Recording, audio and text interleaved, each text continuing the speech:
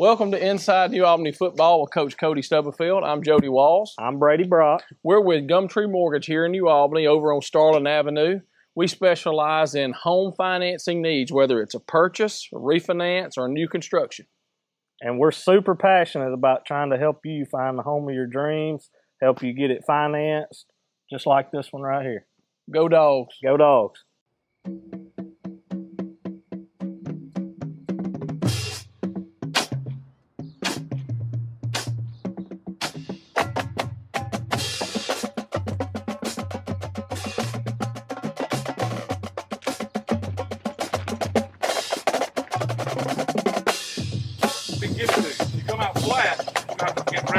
Game. You come out and hit him in the mouth on the first play. This week's Tallahatchie Nutrition Player of the Week is Colin Knox. Colin had over 160 yards rushing, 2 touchdowns, was a huge part of our win Friday night. So we appreciate Colin Knox and Tallahatchie Nutrition. And also this year we're going to add a Protector of the Week. The offensive lineman who grades the highest each week will get a ball cap, a Modern Woman ball cap, because at Modern Woman we handle financial protection for you and your family. So this week, 74%. Congratulations. We appreciate Tallahatchie Nutrition and Modern Woodman. Thank them for everything they do for us. 2nd down and 8 for the Bulldogs. Hand off to Knox. He's got running room at the 5. Hurdles a man. He's in the end zone. Touchdown! Into the land of milk and honey. And I'm going to tell you at the 8-yard line, Knox absolutely hurdled a man. What's up, Bulldog fans? Glad to be back. Exciting week last week. Big win over the Satillo Tigers. It was an exciting week. It was a packed house. Thank you for joining us again for another episode. Coach, who's sponsoring this week? Jody Walls and Brady Brock over at Gumtree Mortgage sponsor it. They've done it for a while now. We appreciate those guys. So if you got any mortgage needs, make sure you go check those 2 guys out. But we appreciate them for sponsoring the Coach's Show. Yep. We've got myself, Coach Wheeler, Mr. Good here with our radio crew, head coach Cody Stubblefield. We're going to get in the in and outs this week. We'll be back with you shortly. Perfect snap, perfect hold. Kick is up. It's high, it's long, and it's good. New Albany 45, Satillo 40. Last night the atmosphere was a lot of people here. I know, Coach, you couldn't see it, but Good, I mean, it was packed, wasn't it? Great atmosphere for a high school football game. We had a helicopter fly over. Yep.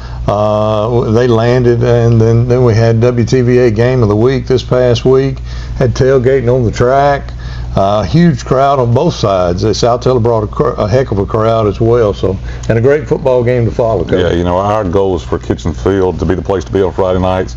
Like you said, we've started doing the tailgate down there. That kind of gives it a little bit more of a football atmosphere. We had to fly over. The people at Oxford Hospital flew over with the helicopter. Just a good night for football. Satillo brought a big crowd, like you said. We may not necessarily see it all the time, but we can feel it, and then our guys can, and they know that they're well supported when you have a crowd like that. So we greatly appreciate everybody for showing up and supporting us. Had a lot of improvement from your scrimmage to your first game. We scored. That was one thing. We joked around a little bit about our spring jamboree and our fall jamboree. We hadn't scored yet. So talk in the locker room. This team hadn't scored. Last year's team scored, but this one hadn't. So kind of got that monkey off our back. Excited about that. And finally putting some in the end zone. Bulldogs that lead the game 15-11 after the first quarter. Yeah, 15-11. Anytime you're up on top, you like it. We responded right there. They put points on the board first. We responded, and it's kind of like that all night, But fortunately, we liked it into the first quarter being up. It ended up halftime down 31-23. Yeah, and got the ball right there at the end.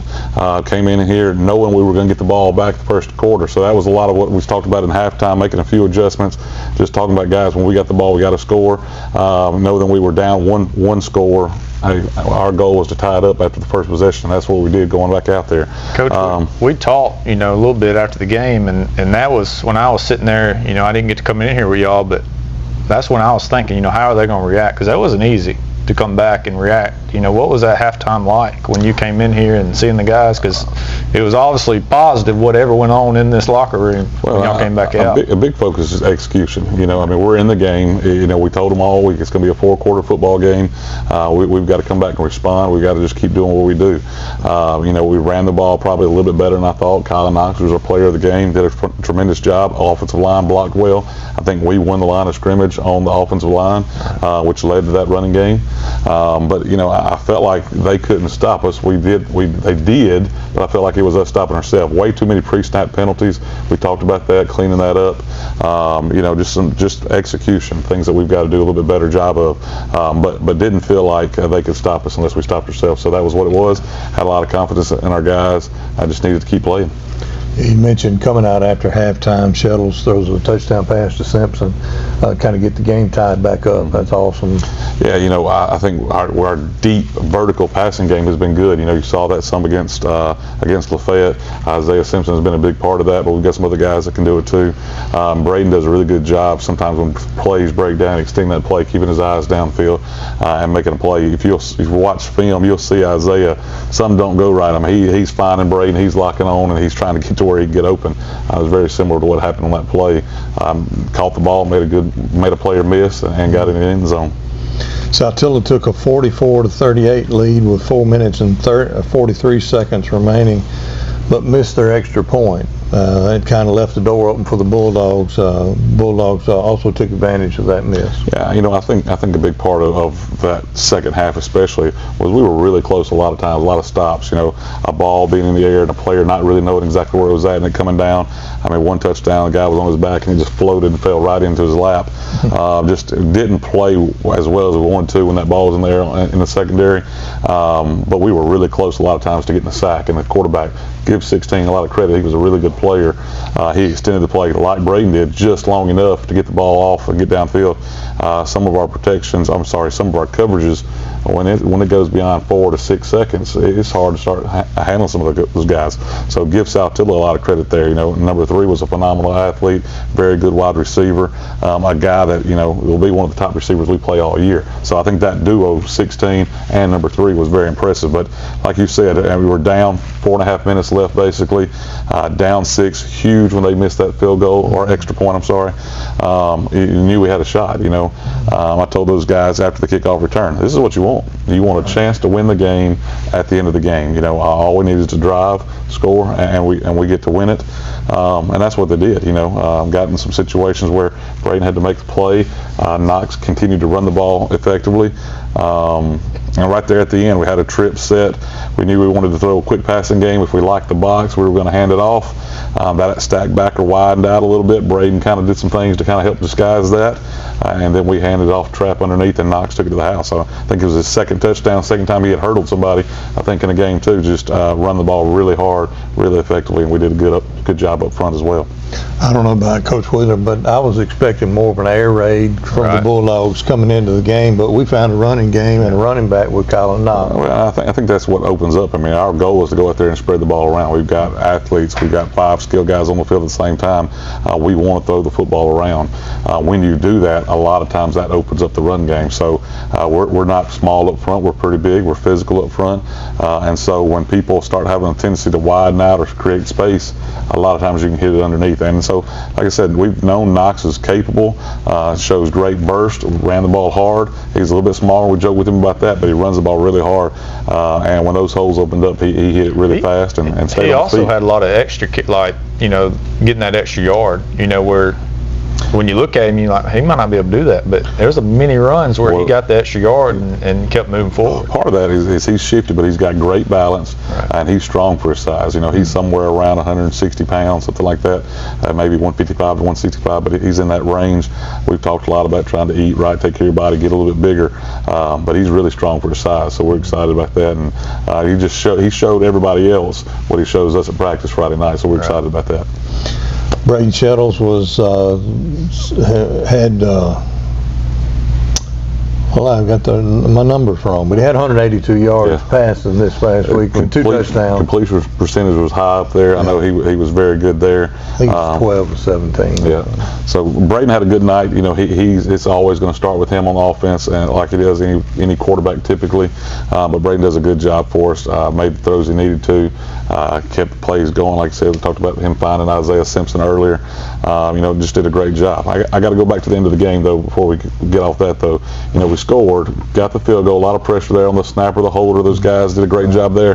But then our defense finally got to pin their ears back, right? You know, a minute and 19 seconds I think left on the clock. We've got some really, really good defensive linemen that can rush the passer. And when they get to pin their ears back, you saw what they're capable of doing. That was extremely encouraging for them to, you know, go out there, get the stop, rush, coverage take care of itself. But that pass rush was impressive. He got those sacks right there to finish the game. So really proud of what they showed right there to finish it too. Braden also had 74 yards rushing on 8 carries and another 2 touchdowns. But he also had a loss of about 19 yards. So that that reflects in those numbers as well. So he's close to 100 yards as well. Yeah, we talked a little bit about, you know, getting the ball out in certain situations a little bit quicker. Part of that, what we talked about, you know, extending plays, sometimes that comes with that, you know. But he also made a huge run earlier in the game on 3rd down run where he got outside the pocket and ran for, I don't know, somewhere around 20, 25 yards. Got his first down, so extended the drive. We talk a lot about 1st down efficiency and 3rd down efficiency. You know, on 1st downs, you want plus 4 yards. You know, you want to set yourself up with 2nd and medium or 2nd and short. And then 3rd down, we did a pretty good job, you know, only punting twice on 3rd down or the percentage. So Braden did a good job of that. I thought last year Braden's next step might be, you know, running the ball a little bit more and more efficiently running the ball. And these past, you know, really the Jamboree couldn't do that. Just no touch there, but he looked really nice. Well, it definitely helps our offense when he's live, you know, because there's a lot of times that, you know, you can get around him and that whistle blows dead if you can't touch him. That stops the play. Well, now when he's live, he runs through a lot of those tackles. He extends plays really well, so that helps us offensively for sure. As far as him run the ball more, I mean, he's always been able to run the ball. We got to protect him, make sure we don't do too much. But you know, he is going to run the football with us, whether it's zone option, read plays. You know, he pretty much has the keys out there and gets to kind of tweak some things in the passing game, but also run the football when he needs to. So we definitely need him to run the football. Spread it around pretty good this past week. Isaiah Simpson, 5 catches for 100 yards and a touchdown. Travion Scooter with 1 catch for 25 yards for a touchdown. Cam Ray with 2 catches. Xavier Coleman with a catch, and Kylan Knox with 3 catches as well. Yeah, we've got a lot of guys that we feel good about. You know, we need some of those guys to step up and make some plays. We talk about receivers being special pieces of the offense and making special plays. You've seen Isaiah Simpson do that 2 weeks in a row. We need some of those other guys. You know, like you said, Travion Scooter got loose and made a play. He's a kid that just runs the ball and runs the play full speed, gives you everything he's got.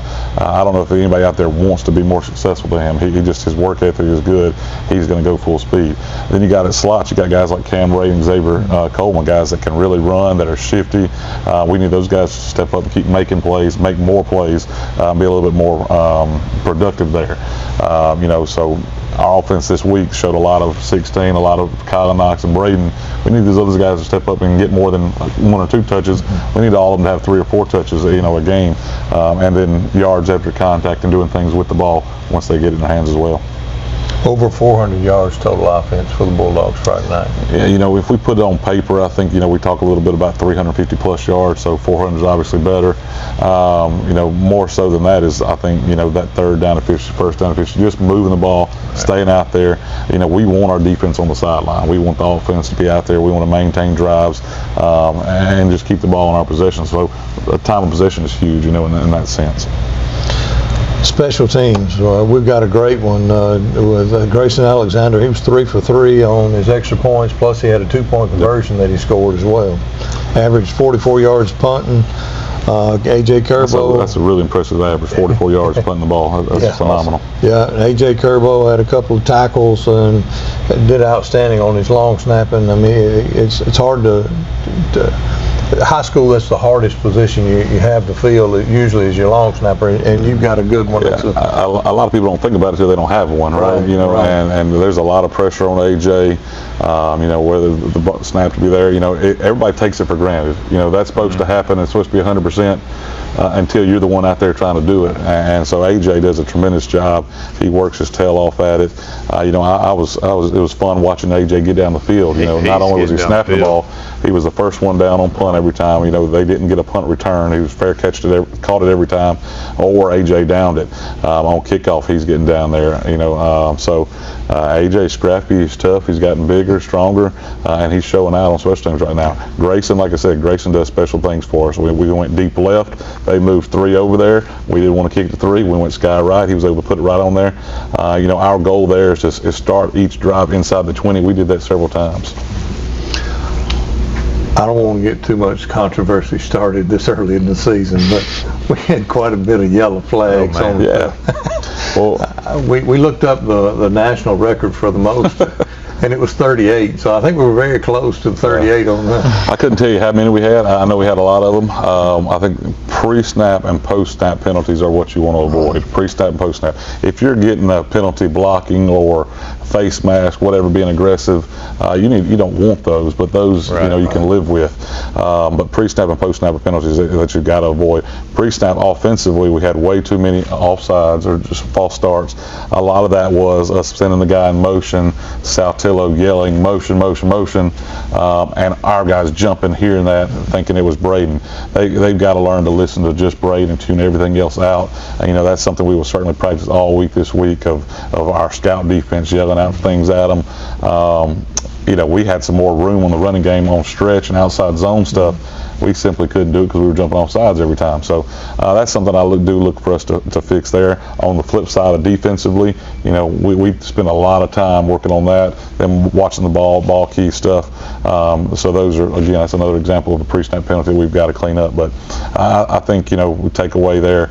We've made some mistakes. We certainly didn't play clean, but we found a way to win the game late, and just proud of that effort. So those penalties are things we can certainly clean up. And bright side of that, you know, you got a really talented receiving core, but kind of young, as in first time in that moment like that, and to have a moment week 1 to come out with a win, but also get that crowd in there, and as loud as it was, and the atmosphere. Sometimes it's hard to get that atmosphere early in the year like that. You know, our 4 starting receivers, there's two sophomores and a junior out there. You know, Cam Ray and Trayvon Scooter, both sophomores, so they're extremely young. So we're excited about them having a long careers with us. And then we've got a couple sophomores on the offensive line, and Clayton and Bull. So you know, Braden's got experience, Isaiah Simpson's got experience. But we've got some new guys out there that we got to see them make plays and got to kind of let them settle in a little bit. But you know, like I said, that was something. Them yelling motion just kind of rattled our guys. They couldn't stop it. But it's something we'll work on and we will correct.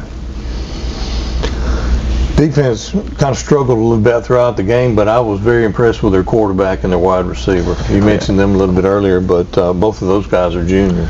Well, I think 3's a senior. It may be listed wrong, but this quarterback is a junior. I think good offenses tend to make defenses struggle sometimes. You know, I think the big thing is we had too many missed tackles and lost sight of the ball some in the secondary. We've got to do a little bit better job.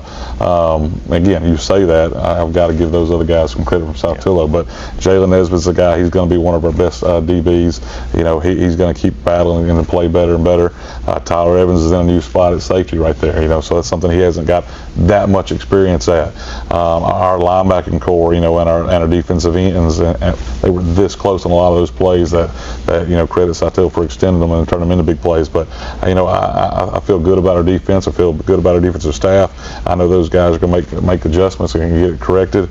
I think the biggest part of that is Satillo's a good football team, man. And so, you know, it's not so much that didn't make this play or that play, but you know, they were going up with some tough competition. Will Hardy led your team with tackles this week with 11, and Will was kind of a last-minute starter for you guys. Yeah, Will's still a guy. He's trying to figure out exactly where we need him to play. We want him on the field. That's the big thing. He's got to be somewhere on the field because he does a tremendous job. He's aggressive. He comes downhill. He's a good tackler.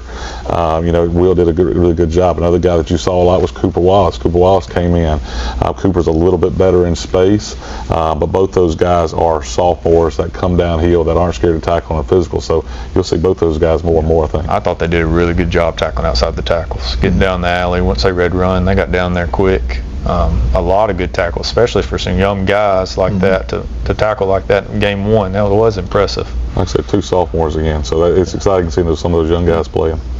Tyler Evans was next in with 9 tackles. Yeah, you said too, you called out our 2 safeties right there. You don't really want your 2 safeties leading us in tackles, but Tyler did a good job. Got to be a little bit more aggressive and a little bit better in the passing game. But him having 9 tackles, we were sure glad he had those 9. I think he had some other opportunities to make more. We just got to make sure we get those guys down yards after contact or something. Coach Murphy talks about a whole lot. Anytime we make contact, we want those guys down. So they had some yards after contact that we got to correct as well. Parker Skinner with 8 tackles and 2 tackles for loss. Parker's our bull in the box. He's that guy. He's physical. He's got experience. He's been playing since he was a sophomore. So we got a lot of confidence in him and what he brings to the table. Does a good job. Anytime you're trying to run the ball through between the tackles, we feel good about him being there to help stop it. Had several guys with 5 tackles. Chandler Blissett, Jalen Nesbitt, Landon Evans, and Jackson Howard. All those guys recorded 5 tackles on the night. Just like I said, we feel good about our defense. We don't feel like Friday night was a reflection of that. Obviously, we gave up that many points, but we like who we got there. We lost a safety earlier in the year. We're trying to replace him. Trying to figure out those pieces. So you've got some guys that are in some spots that haven't played it as much. We look for them to only get better, make sure we get them in the right spots, number one, but we look for those guys to get better and better as we go. You mentioned the last drive. I think Jaden Foster had 2 of those sacks on the quarterback on the last drive. Yeah, Jaden Foster, I tell people this, he may be one of the best players. He is one of the best, maybe the best football player on the team. Certainly capable. His size, his strength, his ability to rush the passer, those things. Now, he's got to be disciplined in what we ask him to do a lot of times, and so that's things that he's working through. If him and Donovan, as fast as they are, if they shoot up the field, well, the play's going to hit underneath them, where they get a kick out blocking happens underneath them. So Foster does a really good job. Like I said, our offensive line get better every day having a pass pro, those guys down there on the practice field, because if you're trying to protect and Donovan Simpson or Jaden Foster are rushing, it's tough. So I'm glad those guys are on our side. Alan White stood out on the defensive line. He got his opportunity to play a little bit Friday night and did an excellent job, I thought. Alan's going to be a guy, him and Cheese inside. You've seen Cheese for a while. Alan, like I said, moved to Moody. Came back, is back at New Albany, has done a good job filling in there. You're going to keep seeing him on the defensive line. Does a good job for us, and it's going to be hard for people to run through him and Cheese when they're up there together. This coming Friday night, New Albany versus Senatobia. Game's at 6 o'clock and it's at Northwest, so I wanted to get that information out to everybody as well. Senatobia, they're building a new stadium, getting turf field, new stands. I know they're excited about that. I know Coach Norris, due to that, he didn't want to wait till after the season and risk it not being there for next year. He said, no, we'll figure something out. Let's go ahead and get started with it. So they've started that project. They're playing at Northwest, which I think is a cool experience for our guys. Northwest Community College had something going on, so they needed the game to start at 6 o'clock. So, we were obviously, that's not exactly what we wanted. We'd much rather be 7 o'clock, but I think our guys, our community, our people will enjoy getting to play on that field and experience that, so I'm excited for them. So we'll start out at 6 o'clock, but we'll be at Northwest Community College on that field, and we're playing Senatobia. Senatobia beat the Memphis Academy of Science and Engineering this past week, 21-20. But my understanding is Memphis Academy was the 2A state championship, or state champ from 2024. Right, they won a state championship last year. Senatobia is every year they're going to be well coached. They're going to be tough, scrappy young men that get after it. We know Coach Carter Norris is their head coach, does a tremendous job with them. So it's not going to be an easy task. They're going to be a good football team. We've got to go in there. I think we're certainly capable of winning, certainly capable of playing with them, as we showed. We beat them last year for the first time in a while, probably last year, to win the division. But we've got to be ready every Friday night. Yeah, Bulldogs are 4-8 against Senatobia, winning last year's game 25-19. And prior to that, Senatobia had won 6 games in a row against the Bulldogs. I can remember one of our first years here. So we lost to them late, had 40 seconds left, and they ended up coming back and scoring. So I remember that one. That one stuck with us. That was one of those early years that they had a good team, and we played really well, and just didn't quite finish the game though. So, but yeah, glad to beat them last year finally, and you want that to be a trend that continues. Senatobia is always hard for me to find information on. So anyway, but I did find a little bit of information on their offense. Quarterback number 12, running back number 6, and they got several wide receivers that kind of come in and out. I think the 3 guys you're going to see the first are number 12 is a quarterback, is a junior, I believe. Played a lot of quarterback last year, so he's got some experience. Number 6 is that running back. He's physical. He runs the ball well.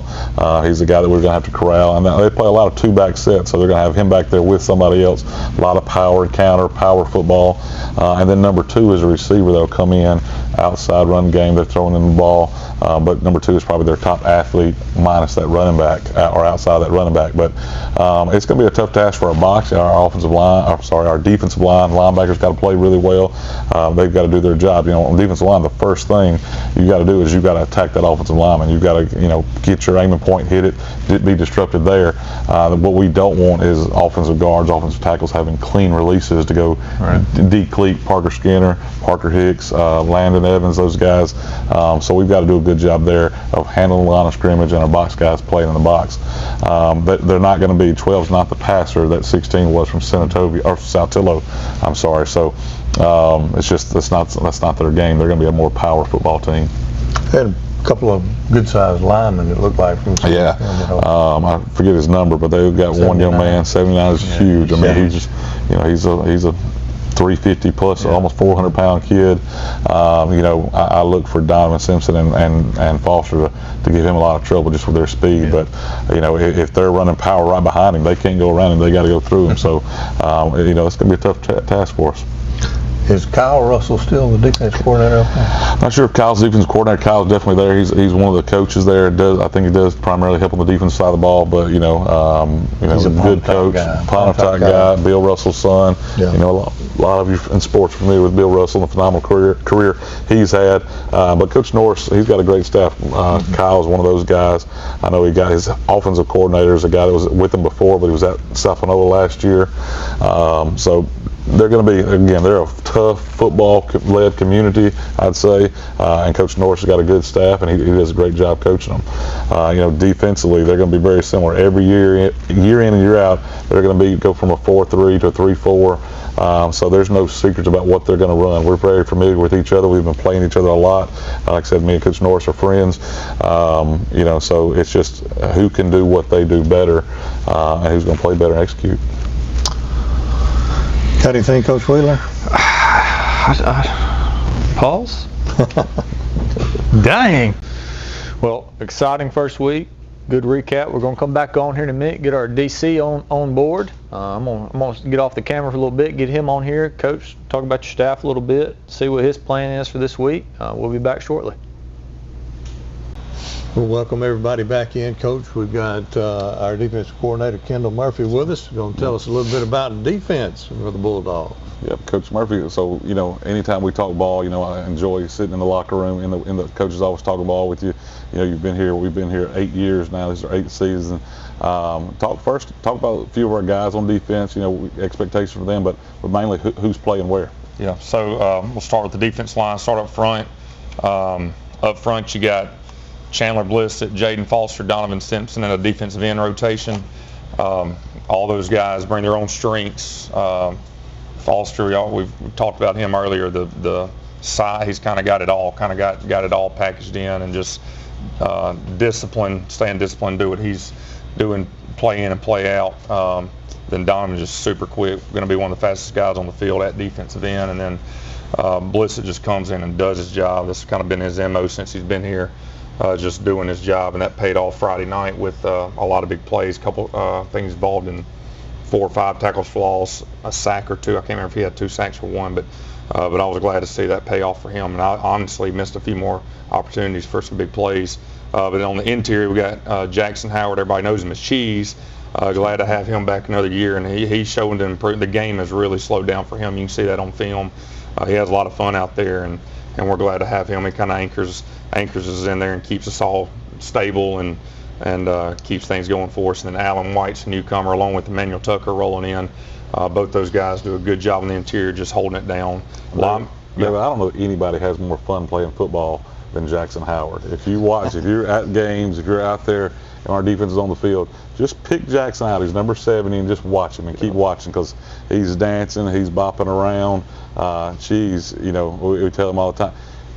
One day at practice, I tell this story, we were getting on to him, something wasn't doing just right, and he was frustrated, I'm frustrated, and he said something along the lines of, Coach, you don't want me to be me, something like that. And I said, no, I want you to do this right, something like that. But it's been the joke, Cheese, you be you, man.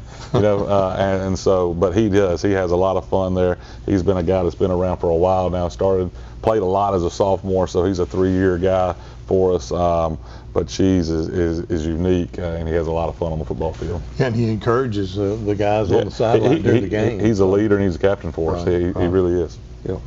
Going to our linebacker staff, got Parker Skinner, who's also been around a long time. He played a little bit as a freshman, and then has really come in and not come off the field since his sophomore year. So he's doing good things. And Parker Hicks, he plays the outside backer, also comes in, plays inside backer for us. And then Landon Evans stays at that inside backer spot, and he kind of rotates amongst both the Mike and the Will on those backer spots. And then Will Hardy will come in at the backer spot. Will Hardy also played the rover spot we got, which is kind of like a hybrid backer safety.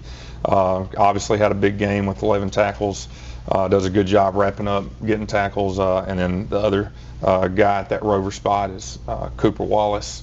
Like we've already mentioned, they're both sophomores. And so both sophomores, both good tacklers, both hard-nosed, kind of what you want. That's what we saw at Jeb for the past 2 years. So those two have got to fill that spot. And then at safety, the free safety spot, got Tyler Evans, which, like we've already mentioned, lost that safety spot. And so Tyler went from corner, where he's been working at most of the summer. He did get some for safety reps, but he had to make that kind of permanent transition to safety. And then Jalen Nesbitt, who was at corner last year, he's still there. And then Jay Boone is coming in, taking more of a permanent role at corner, where he kind of rotated in and out depending on what we needed from week to week last year. We moved DJ around some last year, and now Jay Boone's kind of taking that spot. And he's one of those, like, you watch him Friday night, he's got some dog in him, which is what we talked about all the time. We break it down on dogs, and I was proud to see that Friday night out of him. Jay did a good job at corner. He also plays a lot of special teams for us, can rotate on a receiver at either slot for us as well. So Jay's a guy that does a really good job for us. Weren't pleased with the overall performance of our defense Friday night. Coach Murphy, we know you're not, I'm not, they're not themselves. Got to make some adjustments, got to do some things better. Tackling was not as well as we wanted it to be. A big thing, that we focused on, that I know me and you met about this weekend, was third down efficiency. Talk about how big that is. Yeah, so one of our key goals is to get them behind the chains on first down. We talked about first down success. First down's got to be our down, and did that a lot. But then it got to 3rd and 10, 3rd and 8, and explosive plays happens. That's another thing we talk about, is those explosive plays. Well, it just seems like every single one of those explosive plays, most of them were happening on 3rd and 4th down. We get them to 4th and 10 as a 25-yard gain on a scramble. 3rd down, get them to a 19-yard quick pass. We miss a tackle and he extends it to 19 yards. And so, but yeah, that was a very big deal. We got them where we want them. D-line linebackers did their job, and plays extended for whatever reason, and throw the ball up and we weren't where we're supposed to be when we needed to be there, and just not making plays on the ball, which give credit to them. They went up and got some, but we want, when that ball's in the air, it's ours. It's not the offense, it's ours. And so anyway, so disappointed, and though, especially with it being on those last downs, we did everything that we could, and last down success was not very high this week. I think lastly, Coach, talk a little bit about your philosophy defensively. What we're trying to accomplish other than just stopping the offense. But we're in a 4-2-5. We feel like that fits our personnel the best. That's something that you've brought to the table and enjoy running, and just think it gives us the best chance to be successful. Yeah. But talk about kind of keys or your philosophy as the defensive coordinator. Yeah. So things that we want to bring to the table every single day is we want to have a primary focus on something. And so that primary focus on Mondays, a lot of times it's desire, because we're first seeing our opponent for the first time. We want to really focus in and hone in on that. And then Tuesday, hey, you've got to see what they've got now. Let's play mad. Let's get angry today, and let's play ticked off and go get the ball. So now that we know what's going on, and Wednesday we got a lot of situational stuff going on at practice, and so we talk about winning on Wednesday and talking about what's important at that given moment. It doesn't matter that it's second and short. It doesn't matter how they got there. It matters that we stop them in second and short. We have a plan for second and short. We have a plan for third and short. We got a plan for goal line. And so we talk about winning on Wednesday, and because I break it down, winning stands for what's important now.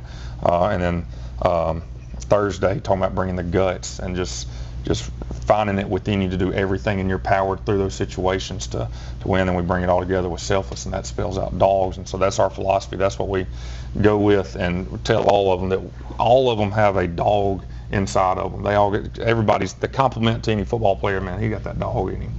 And so anytime that you get told that's how you stick your chest out a little bit. And so I try to remind all of them at least once a week, maybe even once a day sometimes, hey, you all got some dog in you. Just let it come out. For these 8 plays during this scrimmage right here, let it come out of you. And so that's the philosophy, is they all got some dog in them. We feed that dog in the weight room. We feed that dog in film study. We feed that dog at practice. Let it eat. Let's go let that dog come out of you. So that's the philosophy, and it goes right along with a lot of our goals that we talked about, with third down success, first down success, limiting yards after contact, and no big plays, and let us down on some of those goals Friday night, but still came out with the win, and proud that was able to still happen. We appreciate Coach Murphy. Coach Murphy's been here, like I said, the 8 years I've been here, does a tremendous job. Coach Ryan Summers is another guy that does our junior high program, but also helps us at linebacker. Khalil Patterson is in the box for us, another junior high coach that helps us. Tyler Hendrick and Artavius Nugent are both new to the staff, but doing a really good job with the D-line. So Coach Murphy, like I said, he does a tremendous job of those guys. So we're happy to have him. And we know we're going to get after them on defense. We're going to turn those guys loose, and can't wait to get on the field again. Yep. Well, you let the dog out on Friday about 1 minute and 15 seconds to go in the ball game. Yeah, so. That's what we're on the sideline, figuring out, hey, when we score right here, what we need to do. And ultimately it came down to, hey, put the 4 best pass rushers in and tell them it's one-on-one pass rush and let them eat. And they did. They got to go. So I'm glad that worked out. We'll remind everybody that this week's game starts at 6 o'clock, and it will be at Northwest Community College. So, Coach? Excited about it. They're going to live stream journalism class. We appreciate everything those guys are doing. Coach Wheeler, appreciate those guys. But 6 o'clock, we're going to play Senatobia, the Warriors, and we're going to definitely come out on top. So can't wait for it. As those same 3 receivers for the Bulldogs go wide to the right. Hand off to Knox. He's got some running room. He's at the 20. He hurdles a man at the 10. He's into the land of milk and honey.